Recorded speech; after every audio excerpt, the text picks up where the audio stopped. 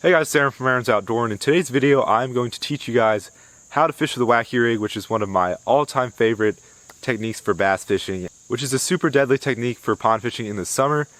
But I obviously will be showing you how to fish it in this video, but I'm also going to go over all the gear that I like to use before we get out on the water, and I show you all how to fish it. So as far as the rod goes, I like using a 7-foot medium rod. This is a 7-foot medium extra fast action, and this is pretty much perfect for a wacky rig.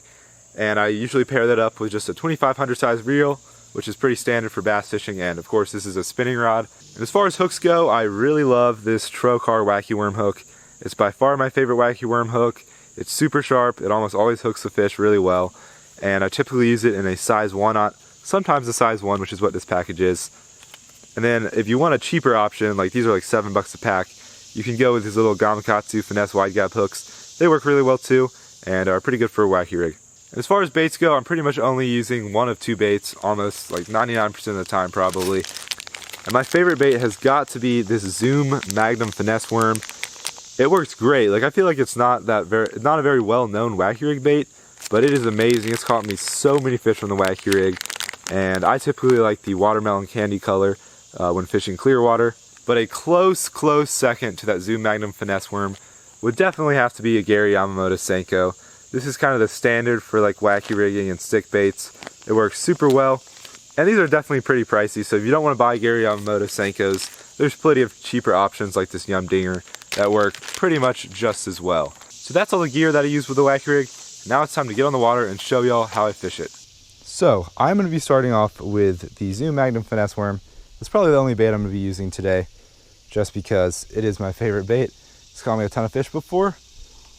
But with a wacky rig, you pretty much just want to cast it as close to structure as you possibly can. And if you're fishing from a boat, you want to cast it as close to the bank as you possibly can. So with a lot of practice, or you don't even need a ton of practice, but you can get the hang of skipping the wacky rig, which is pretty much the most effective way to fish it. And skipping the wacky rig is perfect when you have overhanging cover like these bushes right here. So I'm just going to skip it under there. That was a pretty good skip, way up under there. And that's how you're going to catch a lot of your fish.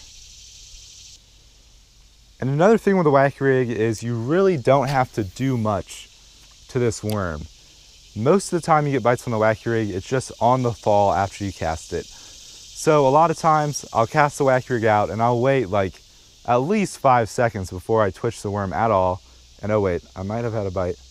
It looks like my line's going under. Yep.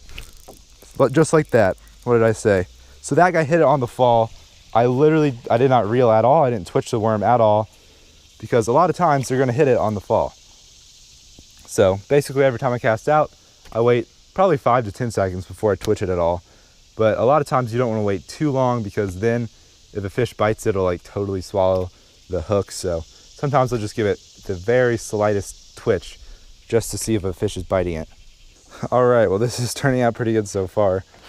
I only took 2 casts to get a fish. Obviously it's pretty small, but I will take him.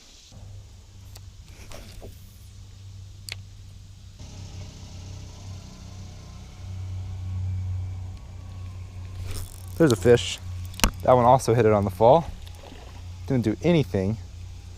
A lot of times you'll be able to see your line move, like if the fish has it. So after I cast it out a lot of times and I just let it sit there, falling, I watch my line to see if it starts going under faster. And if it starts going under faster, you probably have a fish biting it. So you might want to, hook set then. That's another small one. We will take him. So pretty much after I let the wacky rig fall for like 5 to 10 seconds, I'll twitch it a few times, maybe let it fall a little more, twitch it a few more times, and then I'll probably just recast, because like I said, you just want to recast a bunch, because they always hit it on the fall when it's like coming from the top down.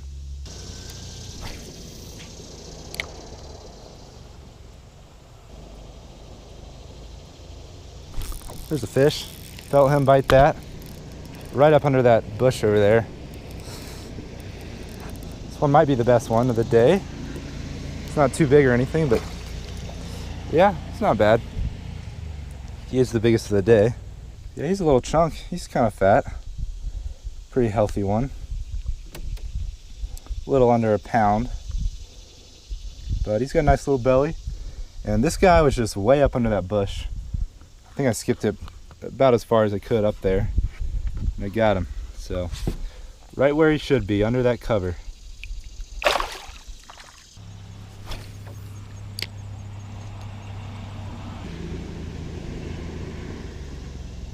Oh, one bit it. I saw him. I literally saw him. I felt it. And he was like right on the other side of the shade line where it was shady, so I couldn't see him. And then like he bit it again just inside like where it's sunny, and I could see him bite it. That's kind of cool. But yeah, he was hiding up in the shade under the little bushes right there, just like the last one. All right, there we go. So yeah, another good place to cast is in shade, which a lot of times, you know, cover and shade come hand in hand because the cover will, you know, create the shade. Walking up to the smaller pond right now. I fished at the other pond for about 40 minutes, caught those 4 fish. Wasn't too bad, but now I'm just gonna do a little bank fishing to end out the video here.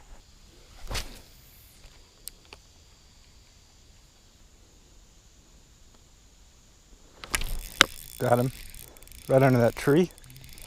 Little bass. Not too bad actually, it's pretty small, but there we go. First one at this pond, I was like, there's gotta be a fish under that bush over there, or maybe it was maybe that tree over there. But this one is, man, he's not healthy at all. He's super skinny. You can see how skinny he is. That is not good, but oh well. The fish in this pond in general are not as healthy as the fish in the other pond. Anyway, that's yet another fish on the Wacky rig in some shade up under some cover. So that's, you pretty much always want to cast up under that cover. I've probably said that about 5 times in this video, but it's very important when fishing the Wacky rig.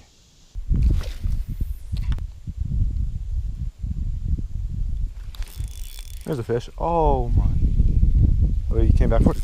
Came back for it, yes. He bit it, got off, then came back for it. Bit it again, and I got him. Let's go, fish. Little 1/2 pounder.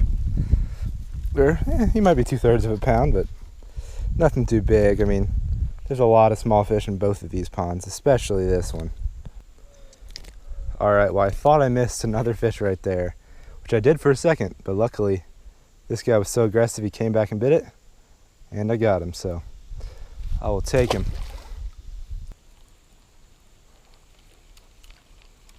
Oh, I saw that fish chasing it as I was reeling it in. He came up and ate the worm. Like, he bit the worm for a second, but then I stopped it and he could bite it to where he got it. Man, these fish are aggressive. This dude was just chasing that worm. It was like on top of the water. They're small but aggressive. And that worm, how many fish have I caught now? I think this is number 7 on the day. That worm fell off. It's still on the bank, but it's caught all 7 fish. So, I mean, you get a lot of durability out of those Zoom Magnum finesse worms. That's going to do it for the fishing portion of this video. I really did not do that much fishing in this video, probably a little bit less than an hour and a half, but I still caught quite a few fish, 7 fish to be exact, all on that Zoom Magnum finesse worm, which as y'all can see, it's a pretty durable worm. I would definitely recommend it. It works really well. But I hope y'all found this video helpful and got some good tips from it. I hope it did, a decent job of explaining how to fish the Wacky rig. The main thing is, when you cast it out, you want to let it sit there, you want to let it sink for a little bit, and then you want to keep recasting because most of the time the fish hit that worm on the fall. And you also want to be casting the worm close to structure because fish love structure and they're going to be hiding in that structure. So anyway, I hope y'all enjoyed this video. If you did, don't forget to hit that like button down below and subscribe to my YouTube channel if you haven't already. So I'll catch y'all on that next video. Thanks for watching. Alright y'all, well I just got done filming this whole video and I was making a thumbnail with like the lures right there and stuff. I was like, I might as well make one more cast, and on my last cast, I've literally made one cast after taking a picture of the thumbnail, and I got this nice chunky fish. He's definitely over 2 pounds, I'd say. He's really fat. Literally in my last cast, that's crazy. That's why you make your last cast, but we've got a scale. I guess he's probably about 2 1/4, but I guess we'll see. There we go. Oh, okay. 2 pounds 7 ounces. So 1 ounce under 2.5. That's one of the better fish I've caught in this pond. I've caught quite a few fish that were right about from 2.5 to 3 pounds. It's about as big as the bass getting here, but they're getting bigger and it's definitely a solid fish. Alright, I'm going to release this fish, put him back where he came from. And he was really putting up a fight, like he was pulling drag. I thought I was going to lose him. Let's see. Ooh, yeah. All the big fish in here, they don't have really big mouths. They're really chunky and really healthy like that guy.